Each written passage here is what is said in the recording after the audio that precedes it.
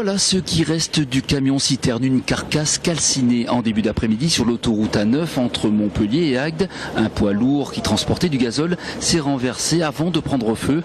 Un accident impressionnant, heureusement sans victime. Visiblement, il est seul en cause. Le conducteur n'est que très légèrement blessé et l'origine, c'est vraisemblablement l'éclatement d'un pneumatique. Mais ça, on va mener l'enquête de façon à vraiment en être sûr. Ce qui nous importe, nous, c'est qu'effectivement le bilan aurait pu être beaucoup plus dramatique. Conséquence, l'autoroute A9 a été coupée dans les deux sens. Et en ce début de week-end prolongé, jour de grand départ en vacances, certains automobilistes se sont retrouvés coincés dans un bouchon d'une quarantaine de kilomètres. À 2h30 l'après-midi, donc ça fait bien, ça fait un petit moment déjà. Ils prennent leur temps quand même, hein. Et ça, pas de chance quoi. Ça fait 2h30 là, on arrive à 15h. Il faudra patienter encore une partie de la soirée, le temps d'évacuer le camion, de remettre en état la chaussée et de dépolluer le site.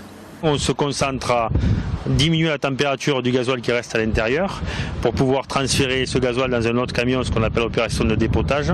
Et parallèlement à ça, on a sécurisé tout l'environnement du site pour éviter la pollution avec les eaux que l'on appelle souillées, sur le mélange des eaux d'extinction et de gasoil qui a brûlé.